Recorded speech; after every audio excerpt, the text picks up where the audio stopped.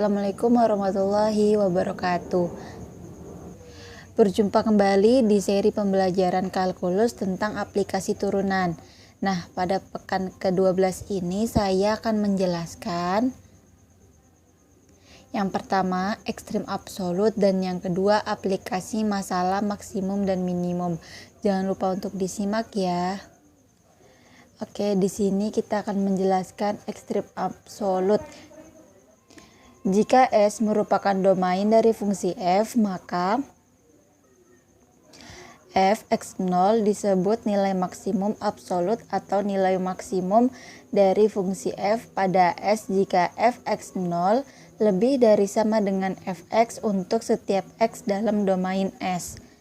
f(x0) disebut nilai minimum absolut atau nilai minimum dari fungsi f pada S jika fx0 kurang dari sama dengan fx untuk setiap x dalam domain S.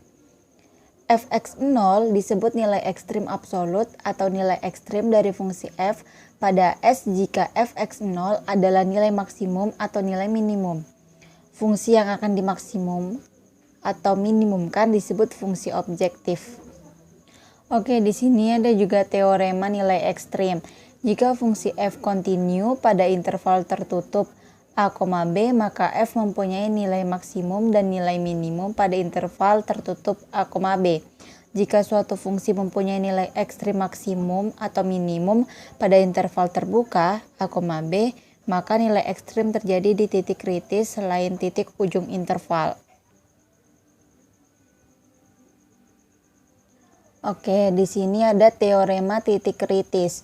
Jika f didefinisikan berada dalam interval I yang memuat titik x0, jika x0 adalah nilai ekstrim, maka x0 adalah suatu titik kritis, yakni x0 adalah salah satu titik ujung dari I, titik stasioner dari f di mana f turunan pertama x0 sama dengan 0, titik singular dari f di mana f turunan pertama x0 tidak ada.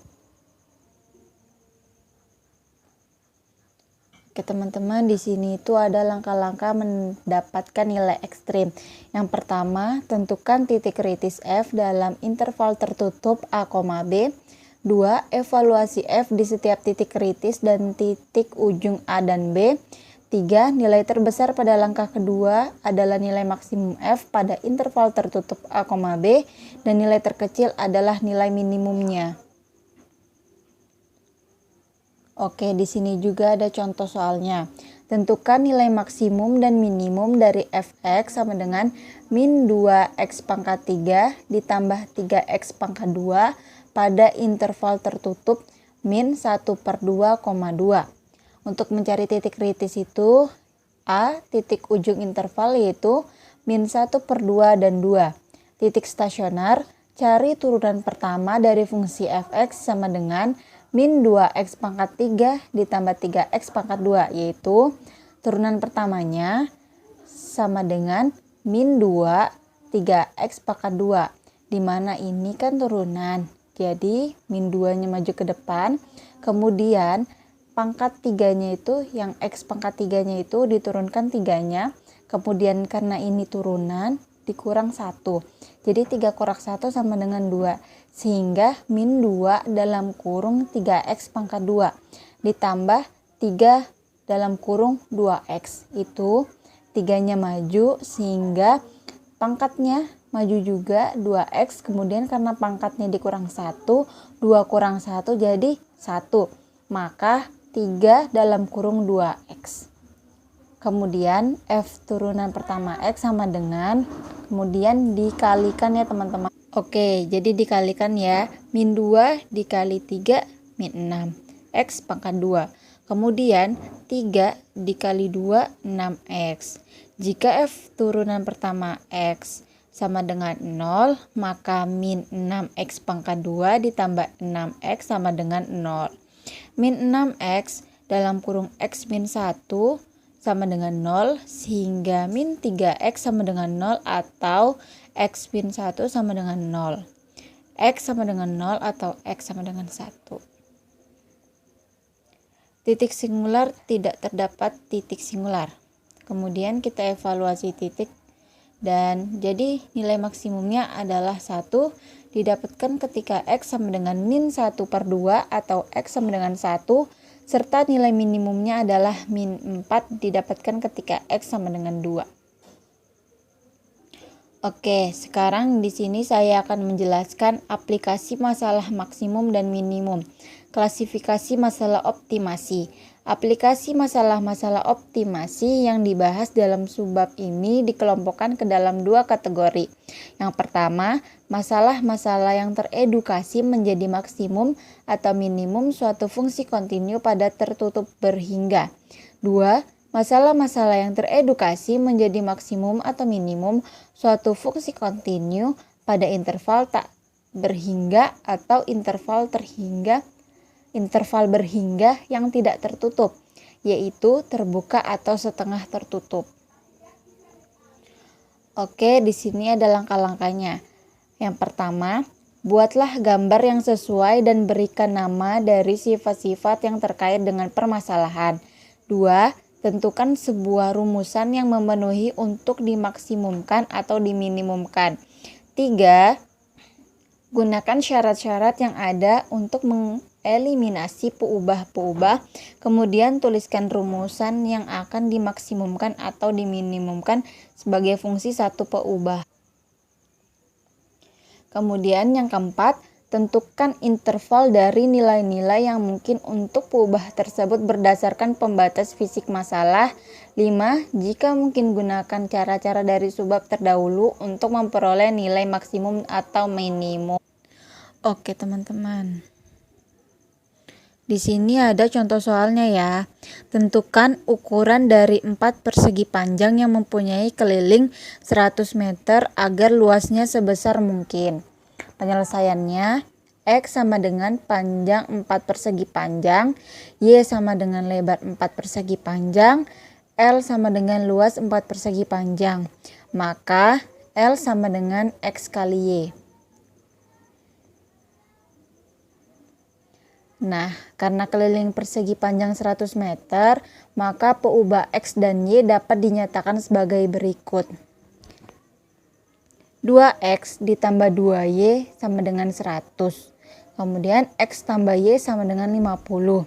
Y sama dengan 50 min X.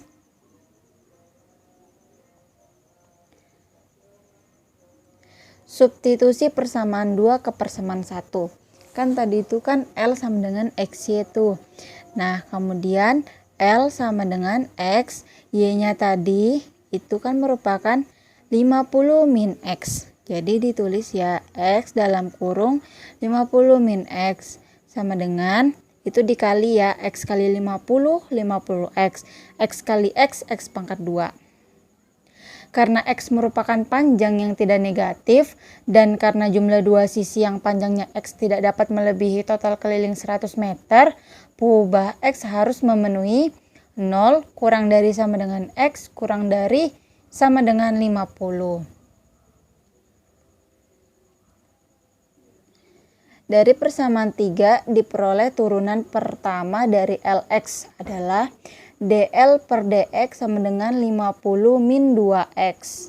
Nah, 50 min 2X itu dapat dari mana sih? Jadi dia dapat dari turunan 50X dikurang X pangkat 2. Jika diturunkan kan 50X itu menjadi 50. Kemudian kalau X pangkat 2 diturunkan jadi 2X. Nah, hasilnya 50 min 2X. Jika DL per DX sama dengan 0, maka 50 min 2X sama dengan 0, 2X sama dengan 50, X sama dengan 25. Jadi maksimum terjadi di salah satu titik X sama dengan 0, X sama dengan 25, dan X sama dengan 50.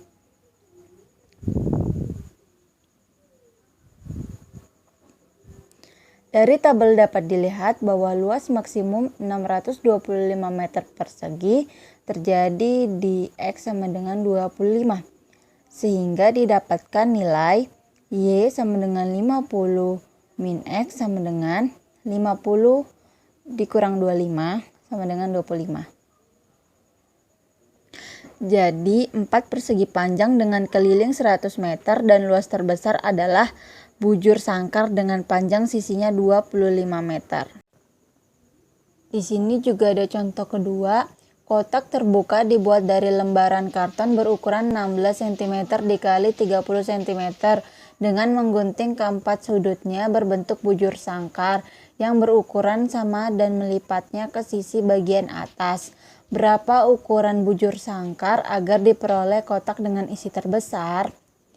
Penyelesaiannya, X sama dengan panjang sisi bujur sangkar yang digunting, V sama dengan isi kotak yang dihasilkan.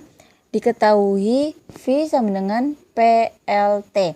Dari gambar diketahui bahwa P sama dengan 30 min 2X, L sama dengan 16 min 2X, T sama dengan X.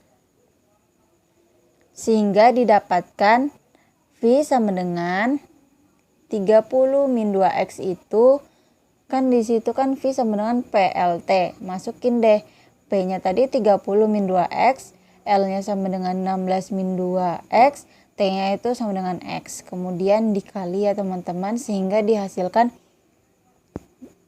480X dikurang 92X pangkat 2 ditambah 4X pangkat 3. Dan 0 kurang dari sama dengan X kurang dari sama dengan X 8.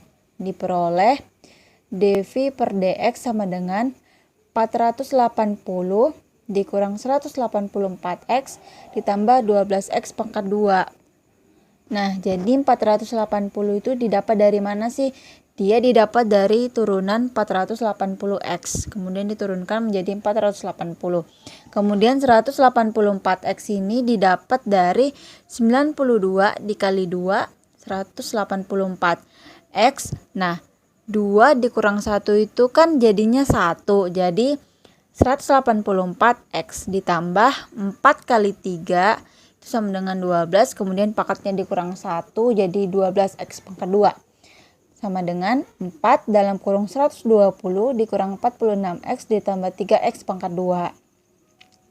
Jika dV per dx sama dengan 0, maka 120 dikurang 46x ditambah 3x pangkat 2 sama dengan 0.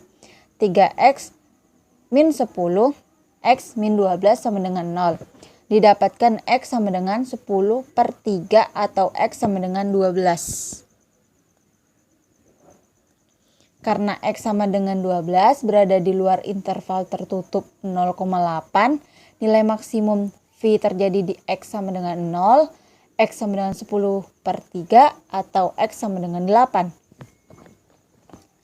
Dari tabel dapat dilihat bahwa volume maksimum 625 meter persegi sehingga P sama dengan 30 min 2X sama dengan 30 min 2 10 per 3 sama dengan 23 1 per 3.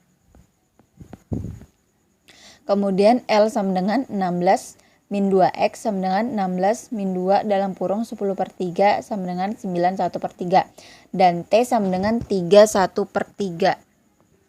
Oke, kemudian masalah-masalah yang terkait dengan interval yang tidak berhingga atau berhingga yang tidak tertutup. Kaleng tertutup dapat diisi 1 liter dalam kurung 1000 cm kubik cairan. Berapa tinggi dan jari-jari yang dipilih untuk meminimumkan banyaknya bahan yang diperlukan untuk pembuatannya? Penyelesaiannya, H sama dengan tinggi kaleng, R sama dengan jari-jari kaleng, S sama dengan luas permukaan kaleng. Rumus dari luas permukaan kaleng itu S sama dengan 2πr pangkat 2 ditambah 2πrh. Eliminasi salah satu peubah di atas sehingga S akan dinyatakan sebagai fungsi satu peubah. Karena isi kaleng 100 cm kubik dengan rumus V sama dengan πr pangkat 2h untuk isi tabung diperoleh 1000 sama dengan πr pangkat 2h, H sama dengan 1000 per πr pangkat 2. Substitusi persamaan 2 ke persamaan 1 diperoleh E sama dengan 2 pi R pangkat 2 ditambah 2000 per R. Catatan, R adalah jari-jari sehingga harus bernilai positif. Dengan menentukan nilai R pada 0, positif tak hingga yang menyebabkan persamaan 3 minimum. Karena S fungsi kontinu dari R pada 0 positif tak hingga dengan limit R menuju 0 positif dalam kurung 2 pi R pangkat 2 ditambah 2000 per R sama dengan positif tak hingga. Dan limit R menuju positif tak hingga dalam kurung 2 pi R pangkat 2 ditambah 2000 per R sama dengan positif tak hingga. Oke, sehingga persamaan 3 mempunyai minimum bukan maksimum pada 0 positif tak hingga. Nilai minimum harus terjadi di titik kritis dengan menghitung turunan pertamanya. ds per dr sama dengan 4 pi R dikurang 2000 per R pangkat 2. Jika ds per dr sama dengan 0, diperoleh 4 pi R dikurang 2000 per R pangkat 2 sama dengan 0, atau R sama dengan 10 per akar pangkat 2 pi.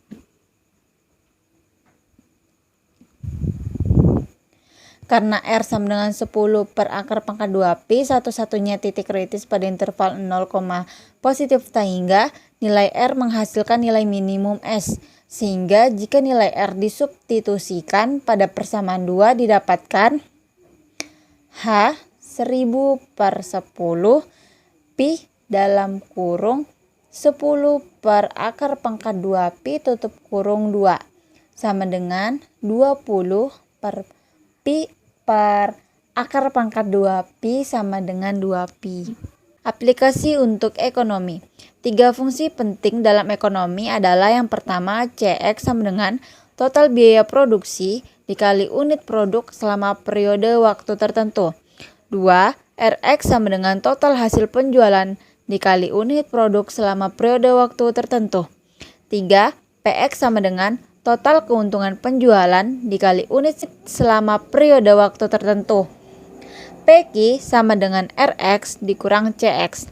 Total biaya CX untuk produksi dikali unit dapat dinyatakan sebagai penjumlahan. CX sama dengan A ditambah MX. Dengan A konstanta disebut overhead dan MX adalah fungsi biaya pembuatan. Biaya pembuatan MX tergantung pada jumlah item pembuatan, biaya material, dan buruh. Ini menunjukkan dalam ilmu ekonomi penyederhanaan asumsi yang tepat MX dapat dinyatakan dalam bentuk MX sama dengan BX ditambah CX pangkat 2 dengan B dan C konstanta sehingga CX sama dengan A ditambah BX ditambah CX pangkat 2. Jika perusahaan dapat menjual semua item dengan P rupiah per biji, maka total pendapatan menjadi RX sama dengan PX dan total keuntungan menjadi PX sama dengan total penghasilan dikurang total biaya sama dengan RX dikurang CX. Jadi PX sama dengan PX dikurang A tambah BX tambah CX pangkat 2. 0 kurang dari sama dengan X kurang dari sama dengan I. Oke, di sini juga ada contohnya ya. Penicillin berbentuk cair dibuat oleh perusahaan farmasi dan dijual borongan dengan harga 200 per unit. Jika total biaya produksi unit X unit adalah CX sama dengan 5 juta ditambah 80X ditambah 0,003 X pangkat 2 dan jika kapasitas produksi terbesar dari perusahaan 30.000 unit dalam waktu tertentu, berapa banyak unit-unit penicillin harus dibuat dan dijual agar memperoleh keuntungan maksimum. Total penghasilan untuk penjualan X unit adalah RX sama dengan 200X. Keuntungan PX pada X unit menjadi PX sama dengan RX dikurang CX. Sehingga 200X dikurang dalam kurung 5 juta ditambah 80X ditambah 0,003 X pangkat 2. Karena kapasitas produksi terbesar 30.000 unit, berarti X harus terdapat pada interval tertutup 0,3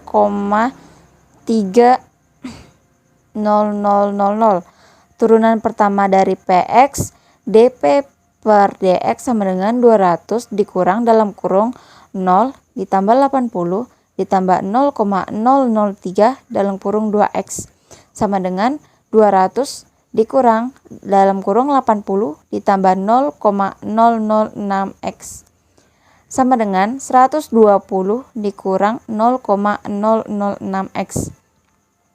Jika DP per DX sama dengan 0, maka 120 dikurang 0,006X sama dengan 0, min 0,006X sama dengan min 120, X sama dengan min 120 per min 0,006, X sama dengan 2,0000.